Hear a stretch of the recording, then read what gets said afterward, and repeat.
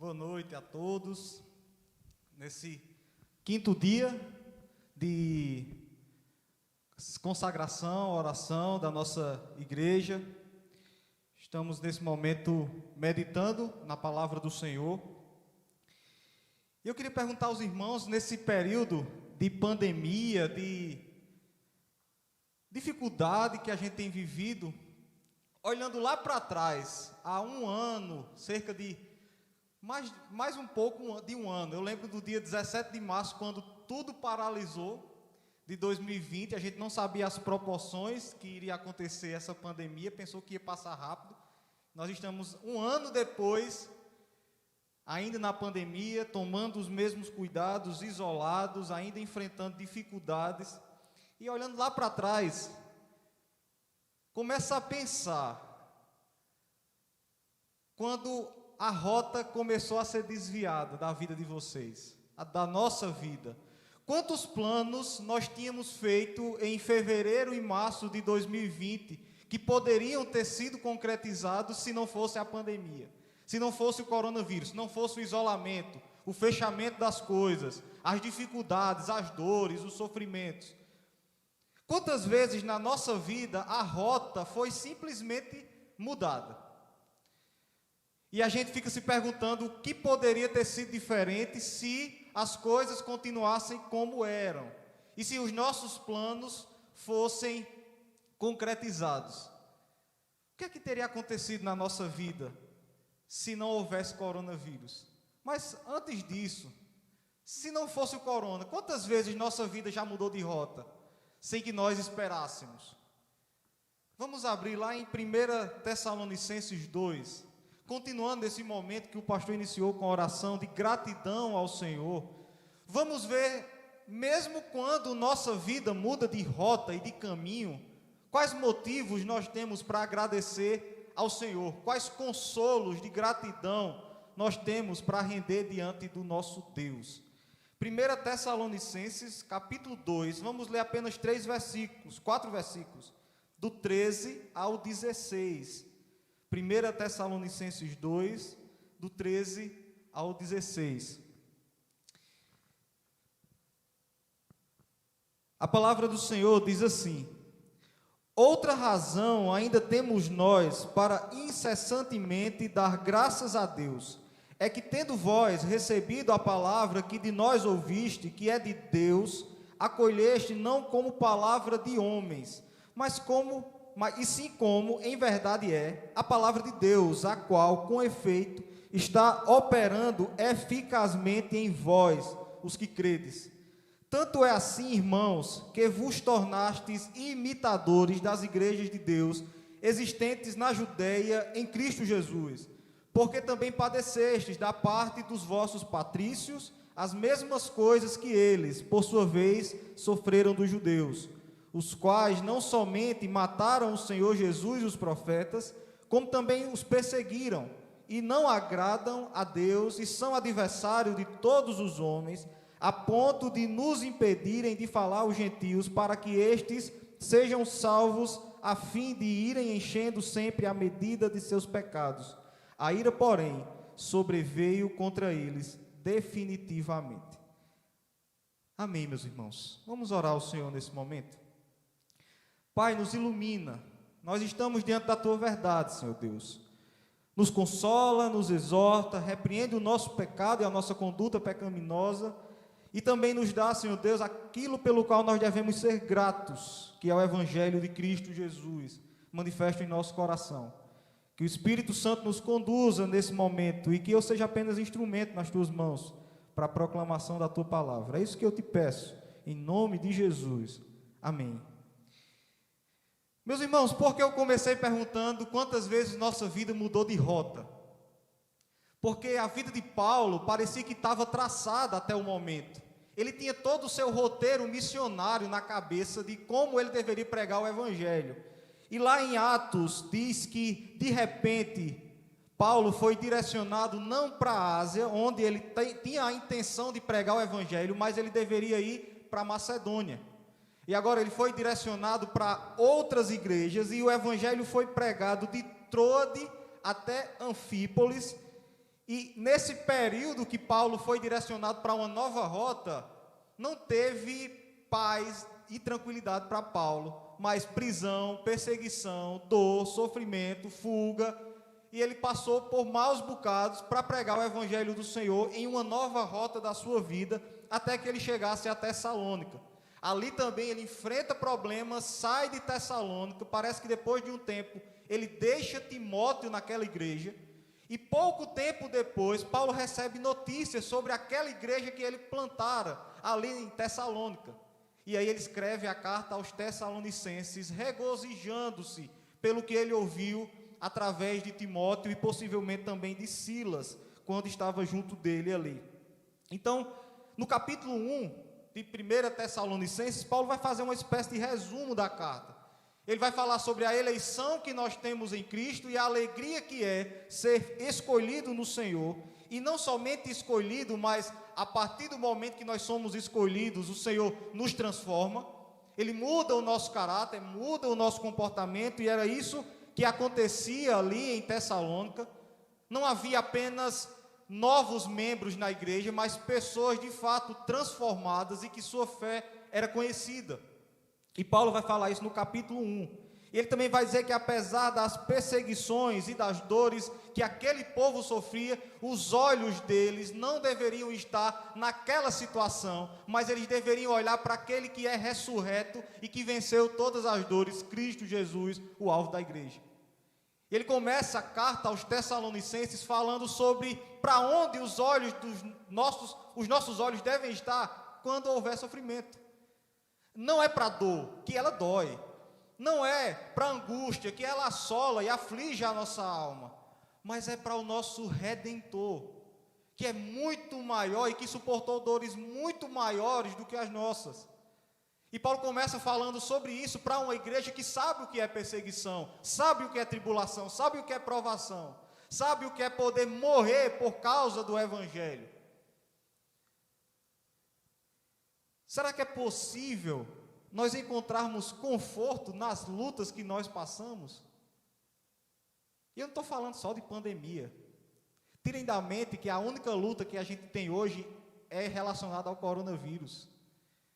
Na terça-feira a gente falou que nós também enfrentamos outras lutas, angústias, ansiedades, medos. Mas qual é o nosso consolo? Quando vem um novo decreto e diz que o comércio deve fechar por uma semana, que as escolas não podem abrir, não podem voltar a funcionar presencialmente, quando há restrições mais rígidas e isolamento e lockdown, e a gente vê uma certa negligência e irresponsabilidade dos responsáveis por isso, como é que fica o nosso coração? Como é que a gente encontra conforto e paz numa situação que parece não ter fim? Porque se a gente olhasse lá para trás, para março de 2020, a gente tinha esperança que em dezembro a vacina fosse chegar e tudo fosse resolvido assim, no estalar de dedos.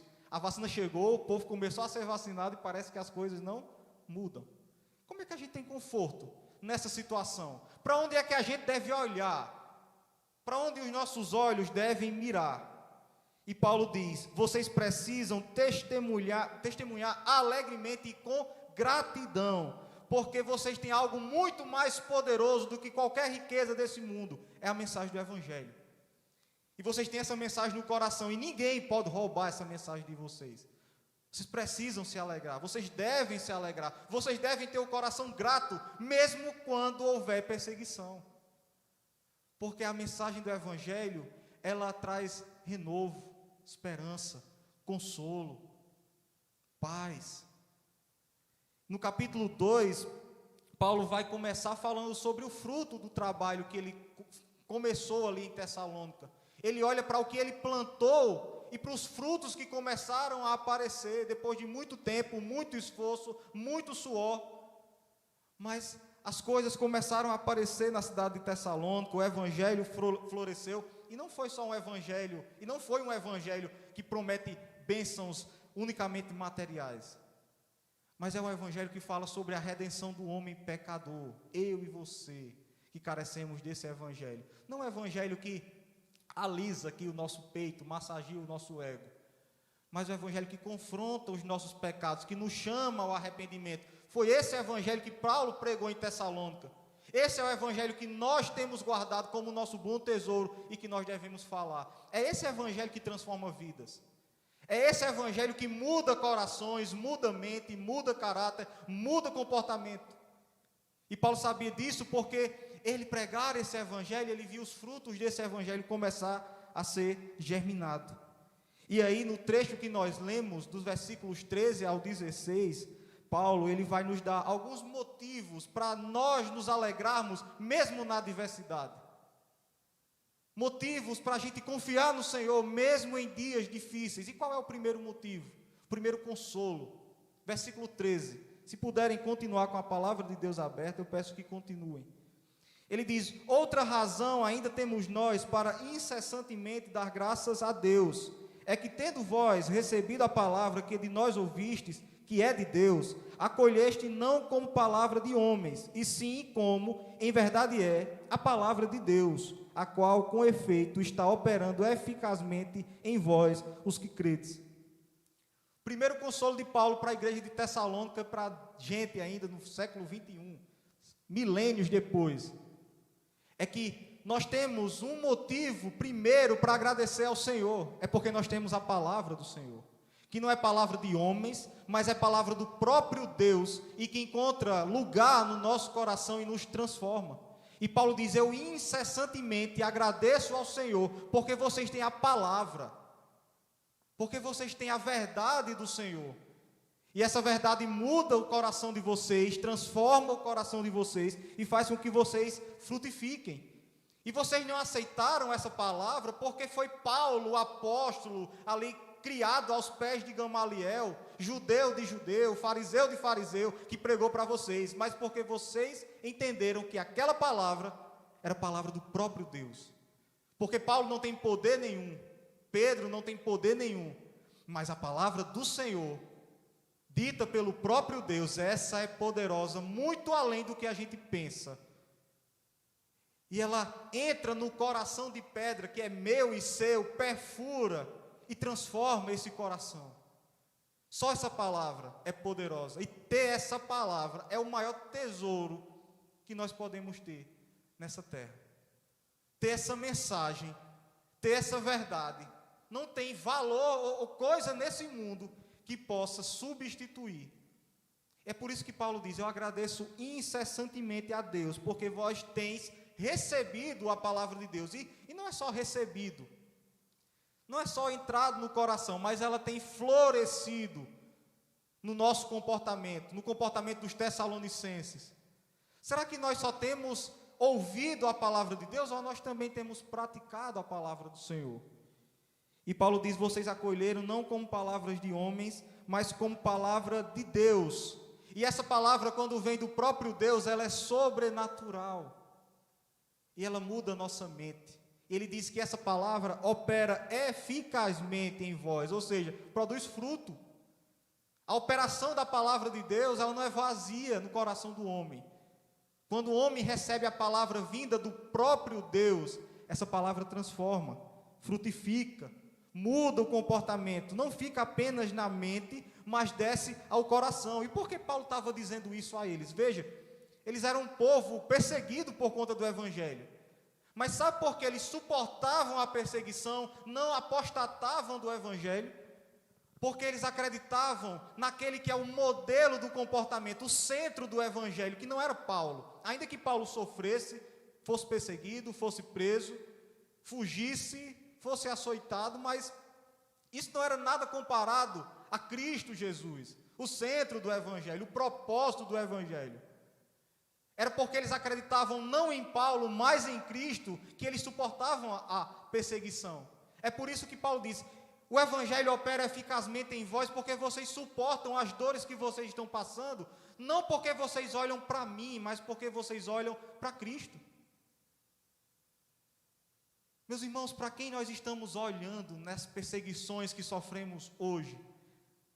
Para quem nós estamos olhando no caos que o mundo vive por conta de um vírus? Para onde os nossos olhos estão mirando quando as coisas parecem sem saída? E Paulo diz: o Evangelho que opera eficazmente em vós faz com que vocês olhem para Cristo. não para o problema, não para a dor, ainda que ela existe, eu não estou negando que ela exista, mas os nossos olhos devem estar em Cristo e agradecê-lo, porque Ele é a nossa esperança, Ele é a razão de nós vivermos. Então, somente quando colocamos Cristo como modelo de nossa vida, é que os sofrimentos que nós passamos aqui, eles são suportáveis. Se nós olharmos para qualquer outro lugar, nós não vamos conseguir suportar uma dor sequer. Mas quando nós olhamos para Cristo e cremos no Senhor, qualquer dor desse mundo, ainda que seja a morte, a pior delas, nós suportaremos. Porque a nossa fé é firmada naquele que sofreu muito mais por nós. Meus irmãos, nós não temos a noção, às vezes, do que é receber o Evangelho, ouvir o Evangelho puro e fiel. A gente não tem noção. Porque se a palavra de Deus ela é pregada fielmente, ela entra no nosso coração e ela opera no nosso coração. Porque, como já disseram outra vez, a palavra do Senhor é a voz do Senhor em nossos corações. É Deus falando a gente abertamente, nitidamente.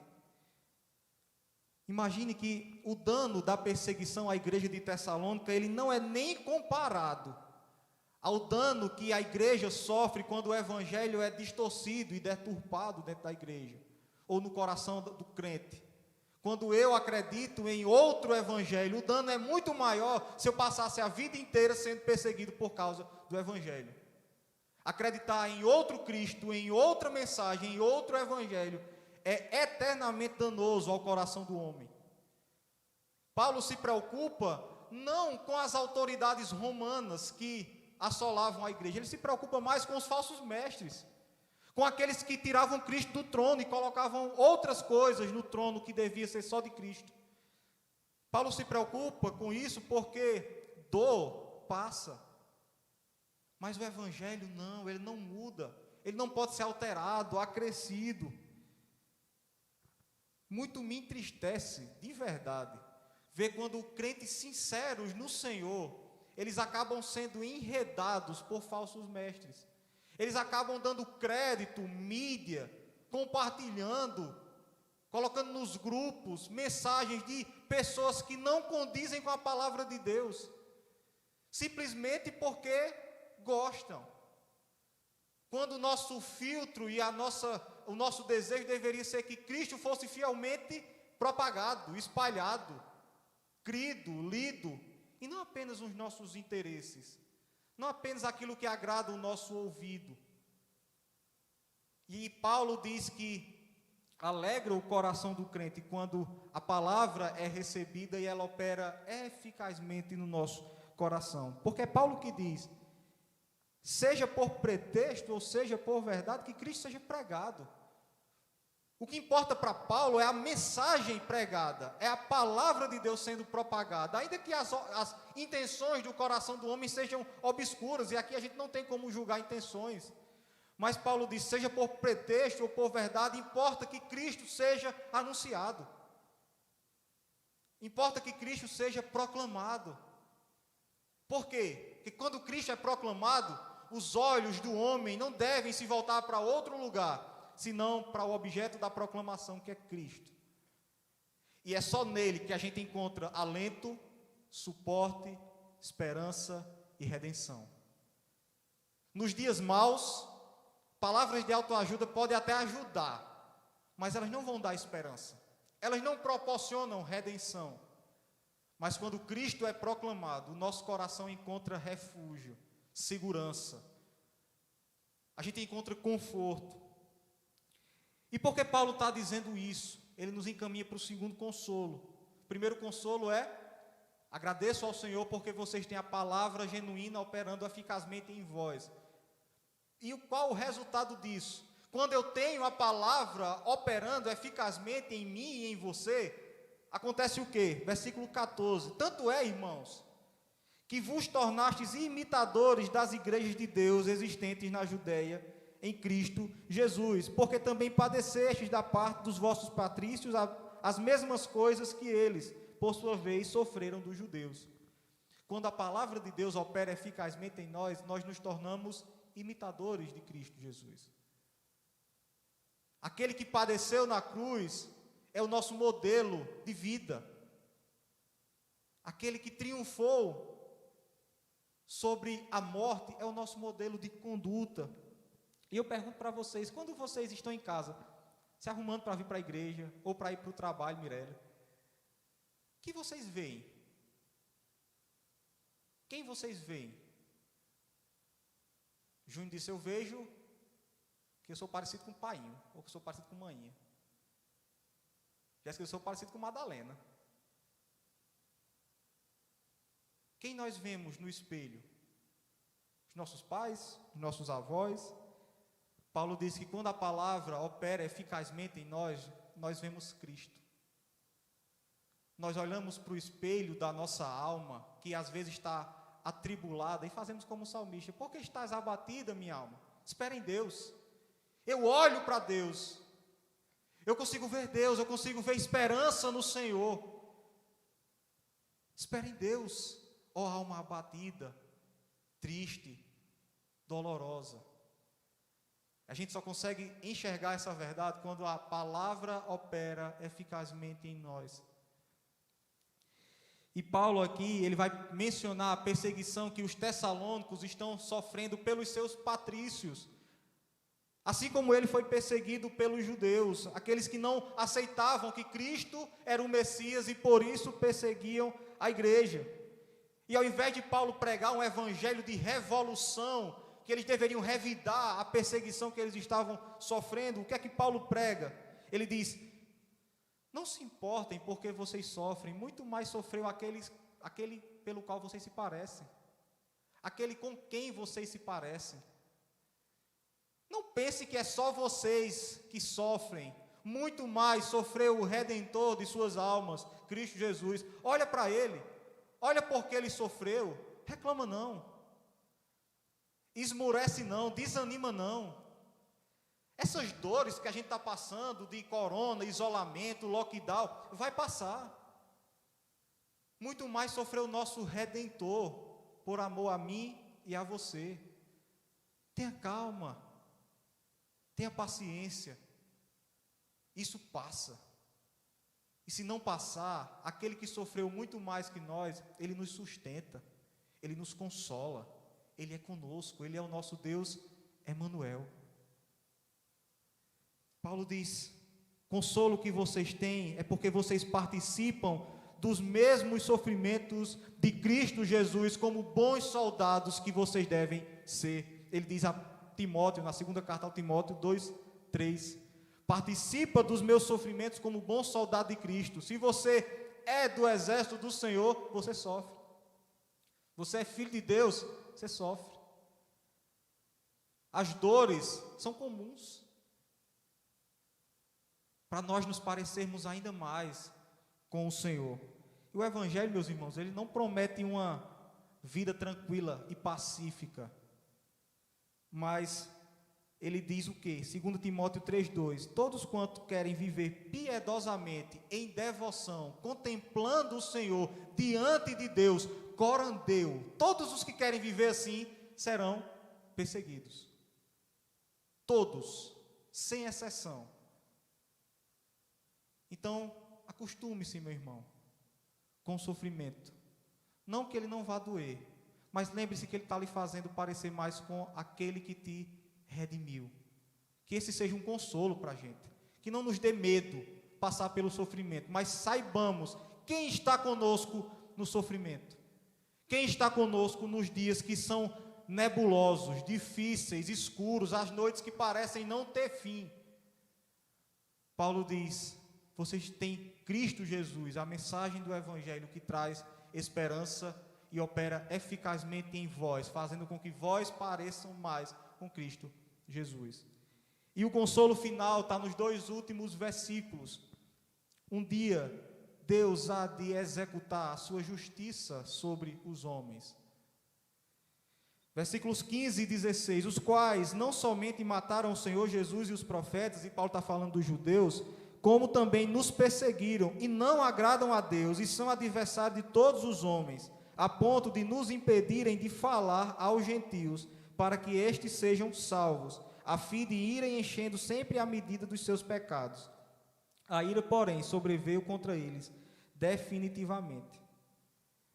Meus irmãos, é certo que a igreja que proclama a palavra da justiça, sabe que o Deus que ela serve é justo, sabe que há sofrimentos no mundo, mas ela também tem a certeza de que um dia o ímpio e o mal será punido, a corrupção cessará, a negligência, a irresponsabilidade, os desvios, os desmandos, um dia eles passarão. Sabe por quê? Porque o Deus da justiça é que nos governa. Um dia os homens que maltratam, que são adversários do povo de Deus, que perseguem a igreja do Senhor, eles serão punidos. A palavra que opera eficazmente em mim e você não nos faz apenas parecidos com Cristo, mas nos dá a esperança de que um dia Deus governará para todo sempre e executará a sua justiça sobre os homens. Porque muitas vezes nosso coração está inclinado a duvidar de que o Senhor governa todas as coisas. Como é que esses homens nos governam? Como é que há tanta corrupção no mundo? Até quando vai ter desvio? Até quando vai ter exploração? Até quando vai ter injustiça? E a palavra de Deus diz: acalma teu coração. Um dia Deus executará juízo sobre os homens maus e injustos.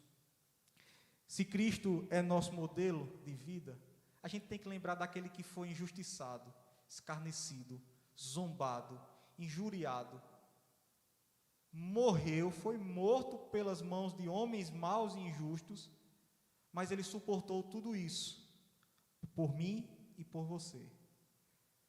E um dia ele triunfou sobre todo esse mal. Ele triunfará definitivamente quando ele vier e nos buscar, estivermos com ele.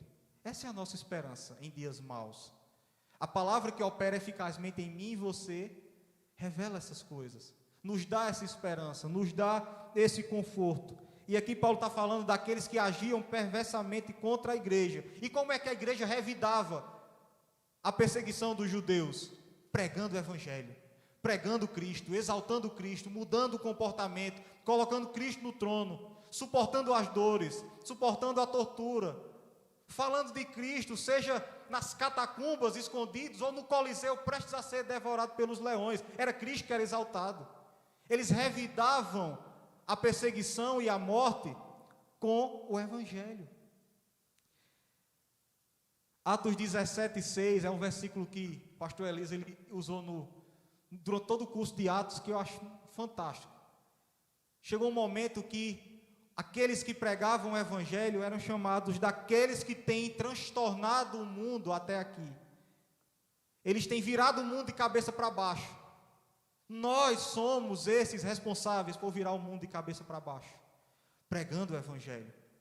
Não com revoluções ínfimas, inúteis, não com brados vazios de mensagens que são endossadas por homens maus, mas nós viramos o mundo de cabeça para baixo quando o evangelho ele é pregado e vivido em nossas vidas. Aí nós viramos o mundo de cabeça para baixo. Eu diria que essa é a verdadeira revolução. Quando o evangelho encontra o coração de homens pecadores e transforma esses homens para a glória de Deus. A nossa missão é virar esse mundo de cabeça para baixo com a pregação genuína do evangelho que expõe pecado, justiça, juízo, mas também que expõe misericórdia, graça, esperança, conforto, paz e uma eternidade de alegria e regozijo. Preguemos essa palavra com a certeza de que é Deus que trabalha no coração dos homens. E Paulo é muito claro com a justa punição daqueles que resistem a essa mensagem. Ele diz que esses resistem e eles estão enchendo o cálice da ira de Deus, que um dia vai ser derramado sobre eles. É como aquelas balanças antigas, onde parece que um lado pesa mais do que o outro. A ira de Deus, um dia ela vai ser derramada sobre homens maus. Vai ser derramada sobre homens perversos. Se missionários como Paulo, Silas e Timóteo tinham sido enviados para pregar o evangelho por todo o povo, pela Judéia, pela Samaria. Os judeus eles estavam totalmente dispostos a impedir que isso acontecesse. E Paulo diz que Deus um dia derramará a sua justiça sobre eles. E já começou a acontecer quando o templo de Jerusalém foi derrubado.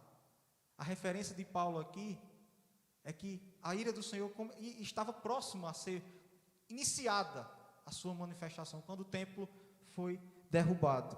Então essa passagem, ela deixa muito claro que a ira de Deus chegou tão perto dos judeus, que Deus entrega esses homens aos atos mais absurdos de pecados.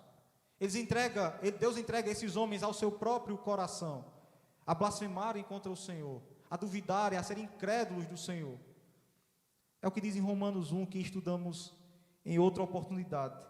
Tendo o conhecimento de Deus, eles não adoraram como Deus, e a ira de Deus se revela do céu contra toda impiedade e perversão dos homens que detêm a verdade pela injustiça. A ira de Deus se revela do céu, porquanto o que de Deus se pode conhecer é manifesto entre eles, porque Deus lhes manifestou. Porque tendo conhecimento de Deus, não o glorificaram como Deus, nem lhe deram graças. Antes, se tornaram nulos nos seus próprios raciocínios, obscurecendo-lhes o coração insensato. Por isso Deus entregou esses homens à imundícia, pela concupiscência do próprio coração, para desonrarem o corpo contra si. Meus irmãos, em dias tão maus, difíceis, a gente precisa lembrar que se Deus é por nós, quem é que vai ser contra nós? Quem subsiste diante da igreja do Senhor, que Ele guarda, que Ele zela e que Ele governa? A igreja que Ele resolveu e decretou que a palavra seria operada eficazmente no coração dela, e faria com que ela fosse parecida com seu Filho, Jesus Cristo. O nosso mestre padeceu dores que nunca conseguiríamos padecer, e que o levou à morte de cruz, e ele fez isso enquanto o povo escolhia Barrabás. Nosso mestre foi injustiçado, foi massacrado, mas ele venceu. Mas ele suportou tudo isso e venceu em nosso lugar. Se ele é o nosso modelo de vida e morte, se um dia ele ressurgiu, a palavra diz que nós um dia ressuscitaremos com ele e com ele reinaremos. Nossa esperança, meus irmãos, não está nas coisas desse mundo, nas riquezas, no que nós ganhamos, no que nós conquistamos. A nossa esperança está naquilo que Cristo conquistou por nós na cruz, tão somente nisso. Às vezes nosso coração é incrédulo, quer duvidar, ou quer colocar a esperança nas coisas que são passageiras, que a traça corrói. Mas a palavra de Deus diz que a nossa esperança deve estar naquele que é o nosso Redentor. Que nós tenhamos uma vida voltada para a palavra de Deus, sabendo que ela opera eficazmente em nós e nos faz mais parecidos com Cristo. E que isso seja motivo para agradecermos ao Senhor por tamanha bondade que não merecíamos, mas Ele nos deu por graça, em Cristo Jesus, o nosso Salvador. Que exaltemos Cristo todos os dias, que falemos dele todos os dias, e que esse Evangelho alcance o coração de homens desesperados, como um dia nós éramos, mas que graciosamente Deus nos alcançou. Vamos orar nesse momento ao Senhor.